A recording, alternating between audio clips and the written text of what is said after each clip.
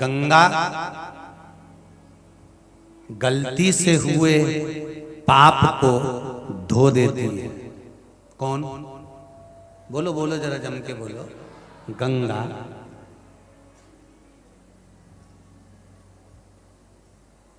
गंगा जी वही पाप धोती है जो गलती से हुआ है,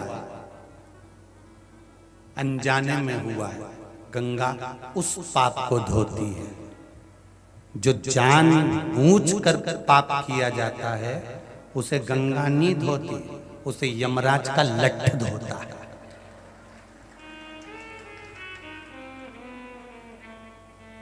तुम जान कर कर किसी को परेशान करो, जान कर कर किसी का धन खा गए, जान कर कर तुमने किसी को कष्ट दिया, गंगा गलती से अनजाने में हुए पाप को गंगा का जल धोता है, पर जानबूझ कर किए हुए पाप को गंगा का जल नहीं धोता, उसे यम धोता है, उसे कोई दूसरा नहीं धोता।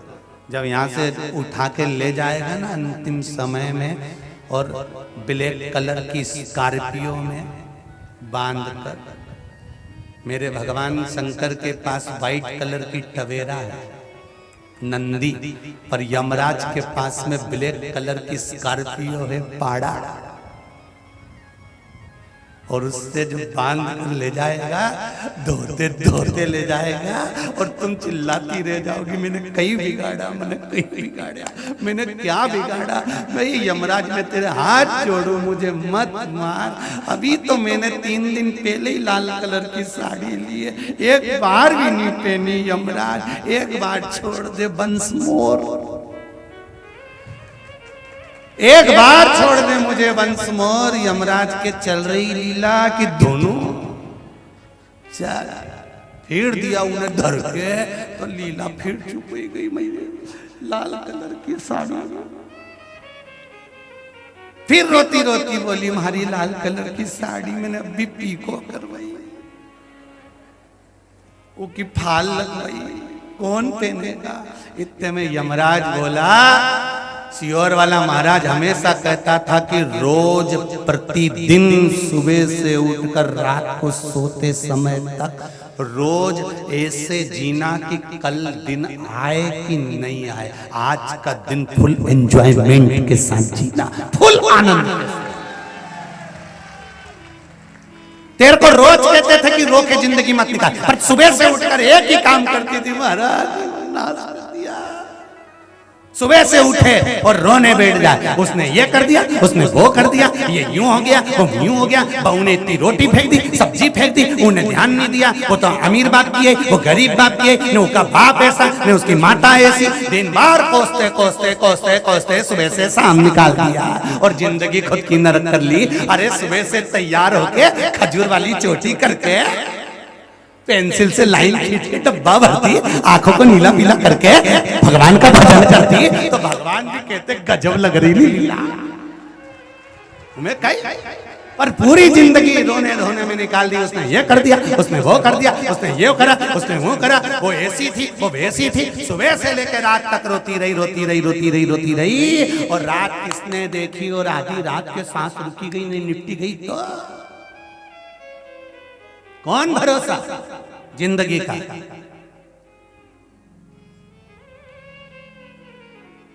कौन भरोसा। एक से बढ़कर एक साड़ियां रखी हैं अलमारी में, बोलो री जी जी,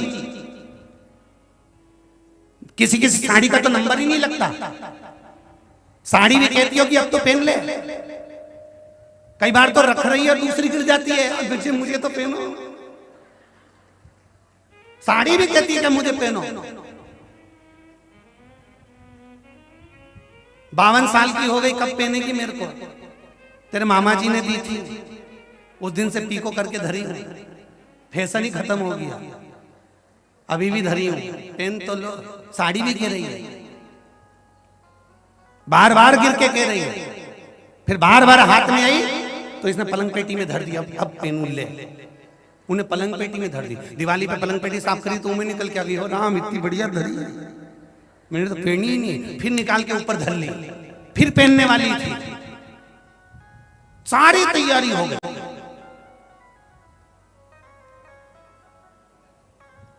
दो दिन पहले सोच के बैठी थी हमारे देवर के लड़के की शादी में नया वाला सेट पहनूंगी जो मिलाई रतलाम से, और देवर के लड़के की शादी के पहले निपट गई तो फिर कौन पहने? पड़ा का पड़ा।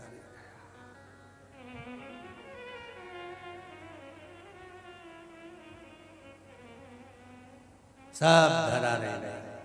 पार्वती जी ने शिव जी से पूछा, ये भूमि पर राम जी को भी आपके शिवलिंग के पूजन की जरूरत है? शंकर भगवान ने कहा, सुनो पार्वती, आज मैं आपको एक शब्द कहता हूं, मृत्यु लोक में, संसार में, पृथ्वी पर अगर जन्म लिया है, हाँ तुम चंद्रमा पे जन्म लो या सूरज पे जन्म लो या मंगल में जन्म लो या तुम गुरु पे जन्म लो या जितने ग्रह उस पे जन्म लोगे तो तुम भले शंकर जी की पूजन करो मत करो, कोई मतलब नहीं। पर पृथ्वी पर भगवान शंकर कहते हैं अगर किसी का जन्म हुआ है, मृत्यु लोक में अगर कोई पैदा हुआ है, तो शिव जी कहते हैं उसको शंकर के शिवलिंग की अगर वो आराधना करेगा, मेरी आराधना करेगा, तो ये निश्चित है उसके सारे दुख काट कर मैं उसके सुख की घड़ी को उसके पालना करूंगा। वो मेरा भजन तो करे, भजन तुम करो, भजन भोले बाबा का करते रहोगे तो संसार सागर से तरते रहोगे। एक भजन का बल इतना प्रबल होता है। सुनो पार्वती,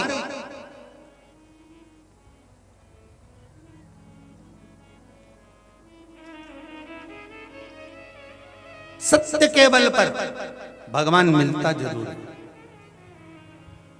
शंकर भगवान ने यहां लीला रच दी। मेरे देवाधिदेव महादेव पार्वती से बोले, मुझे कोई जरूरी काम आया है, मैं जा रहा हूं। तुरंत समुद्र के तट पर माता पार्वती को छोड़कर शंकर भगवान चले। मेरा ओ घड़ी, मेरा शंभू पार्वती जी को छोड़कर चले। पार्वती जी ने ध्यान लगाकर देखा कि आज मेरा तीज का व्रत है और तीज का व्रत मुझे भगवान की पूजन करना है। पार्वती जी ने बालू रेत का शिवलिंग बनाया, पूजन करी समुद्र के तट पर। सारी पूजन करने के बाद वहां पर पार्वती जी भगवान शिवलिंग को विसर्जन कर दी। शाम को सुबह सुबह के समय पर भगवान शंकर आ गए और शिव जी ने आकर पूछा, क्यों री पार्वती, कल तीज का व्रत था, तू हर तीज पर मेरी पूजन करती है, तूने मेरी पूजन नहीं करी? पार्वती जी बोली, कैसे नहीं करी, मैंने आपकी पूजन करी है। तेरे पास कोई प्रमाण है पूजन का?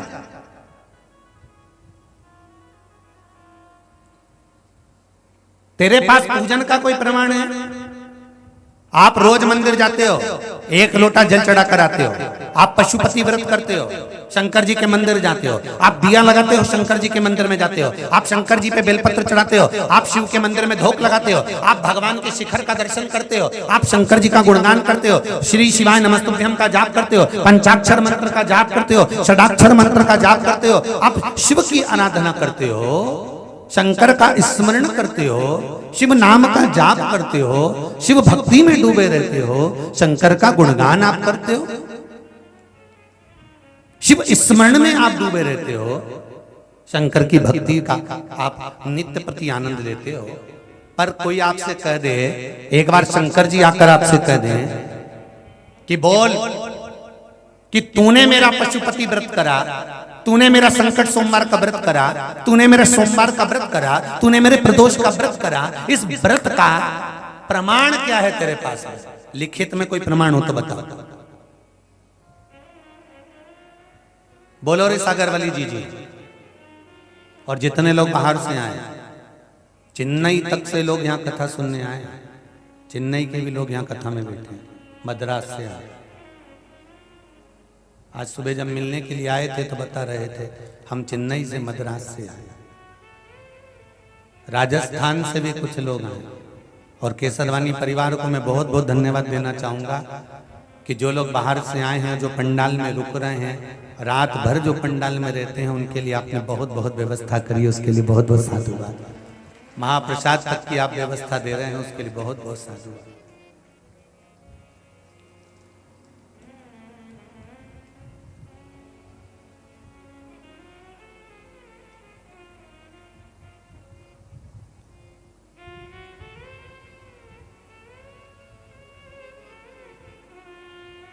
हमारे समिति के कुछ कार्यकर्ता यहीं पास में ठहरे हैं, उनका भी रात्रि को 11 बजे फोन आया, गुरुजी यहाँ पर जो लोग रात को रुके हैं तो कोई सागर से एक भैया झोले में कोई सामान भर के लाया और सबको बांट कर गया गुरुजी।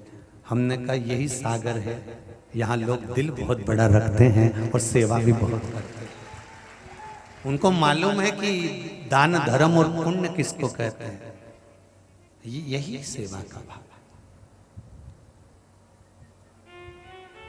कुछ लोग यहाँ पर भोजन बना रहे होंगे तो केसरवानी जी गए होंगे, कहा होगा भोजन मत बनाओ, हम पहुंचाएंगे, आप आराम से पाओ, कथा सुनो, रात भर रुके हो, आप आनंद के साथ भगवान की भक्ति करो, शिव स्मरण।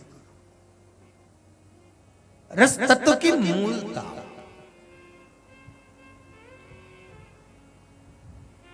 प्रमाण क्या है आपके पास? आपने पशुपति व्रत करा, उसका प्रमाण क्या है? आप एकादशी का व्रत करते हो, उसका प्रमाण क्या है? आपने प्रदोष का व्रत करा, उसका प्रमाण क्या है? आपने संकट सोमवार 16 सोमवार करे, उसका प्रमाण क्या है?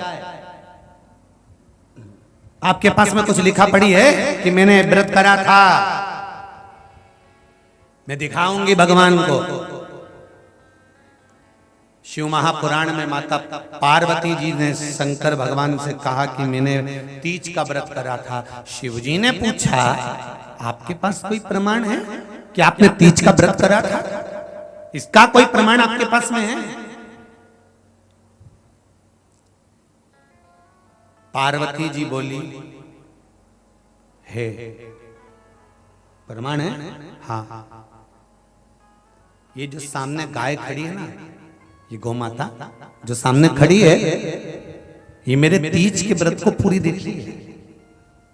पार्वती जी ने गाय को बुलाया, कहा बोल गौ माता, मैंने तीज का व्रत करा कि नहीं करा, पूजन करी कि नहीं करी, बोल।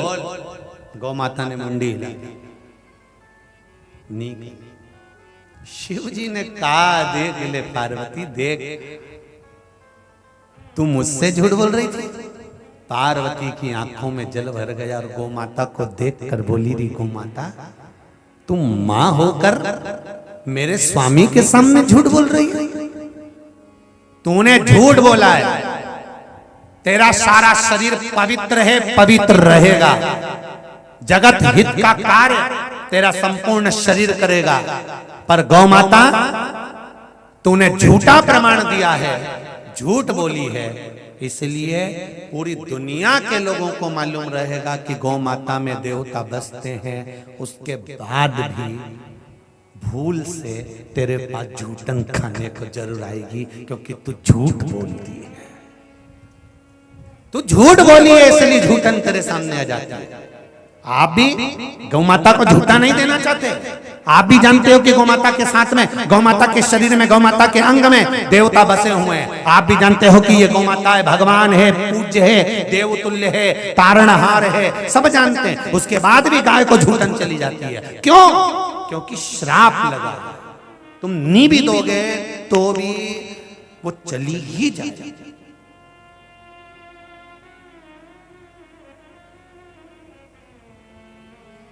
चलिए, गौ माता ने उस समय पर पार्वती के सामने आंखों में जल भरकर रो दी। गौ माता रोई, अपनी अधाशक्ति देवी को याद करा गौ माता ने, जिसका वो स्मरण करती है। आप गाय का स्मरण करते हो और गौ माता किसका स्मरण करती है? माता संतोषी का, गणेश जी महाराज की बेटी का। गणेश जी की पुत्री का नाम क्या है? जम के बोलो। संतोषी। गणेश जी के पुत्र हैं, बोलो जम के, शुभ और लाभ। गणेश जी के पोते हैं अमोद और प्रमोद। गणेश जी के पर पोते हैं, पर पोते स्वास्तिक बेटी है संतोषी। गौ माता ने संतोषी को याद किया। गणेश जी की पुत्री संतोषी दौड़ कर आई।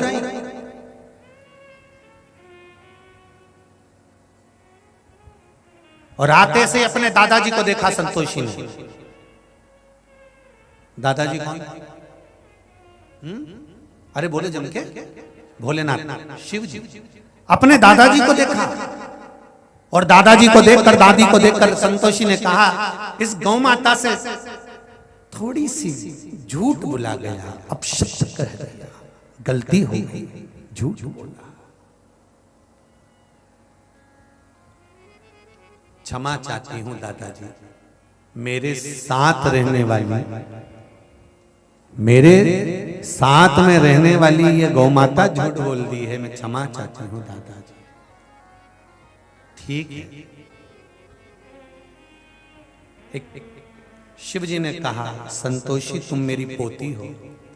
गौ माता भी यहां खड़ी है, पार्वती भी यहां खड़ी है। मैंने पार्वती से प्रमाण पूछा कि तीज की पूजन तूने करी, इसका प्रमाण क्या है?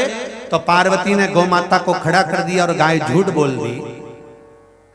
जिस समय पर एकादशी का व्रत हो, सोमवार का व्रत हो, मंगलवार का व्रत हो, शनिवार का व्रत हो, रविवार का व्रत हो, छठ का व्रत हो, चतुर्थी का व्रत हो, पंचमी का व्रत हो, सोमवार का व्रत हो, पूर्णिमा का व्रत हो, संतोषी का व्रत हो, लक्ष्मी का व्रत हो, संसार की माताएं, पुरुष ना जाने कितने व्रत करते हैं, पूजन करते हैं, मंदिर जाते हैं, अनुष्ठान करते हैं। इसका प्रमाण क्या रहेगा?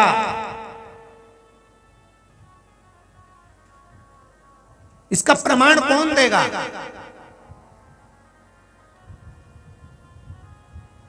संतोषी माता ने हाथ जोड़कर कहा, दादा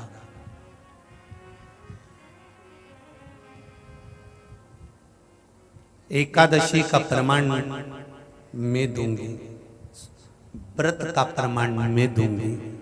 जब नारी या पुरुष किसी भी भाव से शिव मंदिर में जाता है या नारायण के मंदिर में जाता है, राम मंदिर में या कृष्ण मंदिर में जाता है, वहां जाकर जब भगवान के चरणों में शीश नवाता है, अहंकार का ये मटका वहीं समाप्त हो जाता है, संतोष उसके सिर पर बैठ जाता है।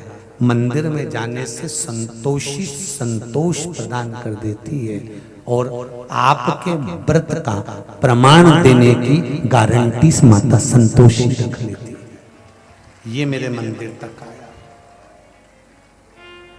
क्या मिलता है शिव मंदिर में जाने से? क्या मिलता है राम मंदिर में जाने से? क्या मिलता है कृष्ण मंदिर में जाने से? क्या मिलता है तीर्थ में जाने से? क्या मिलता है भगवान के पास जाने से? क्या मिलता है शिव महापुराण की कथा में जाने से? क्या प्राप्त होता है? तो आप दमदारी से कह सकती हो कि भगवान की कथा में जाने से, मंदिर जाने से हृदय को संतोष प्राप्त होता है और प्रमाण मिलता है कि मैंने कथा श्रवण करी है, शिव मेरे साथ है। ये प्रमाणिकता है। तुलसी का दल, जल और बेलपत्र, याद रखिएगा। क्या क्या चीज? जम के बोलो जरा। तुलसी का दल, जल और बेलपत्र, ये तीन चीजें हमारे व्रत, साधना और पूजन का प्रमाण है। किसी भी देवता की पूजन करो, अगर उसमें पंडित जी पूजन करा रहे हैं तो जल का पात्र भर कर रखते हैं, उस जल के पात्र का भी पूजन कराते हैं। क्यों?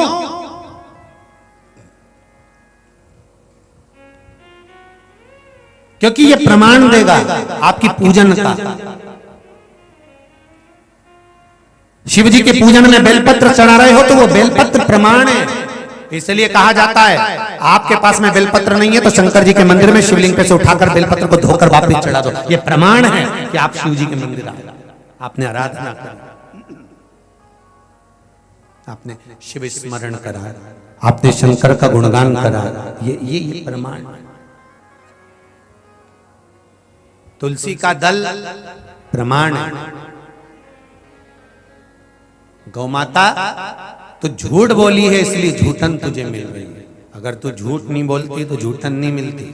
बहुत ध्यान लगाकर सुनना रे भाई, जितने आस्था चैनल पर फेसबुक यूट्यूब पर कथा सुन रहे हैं, हमारे मंत्र, हमारी साधना, हमारे तप का प्रमाण है। शिव महापुराण की कथा कहती है, गला पकड़ रहा है, ओम हमारे मंत्र और साधना का प्रमाण है।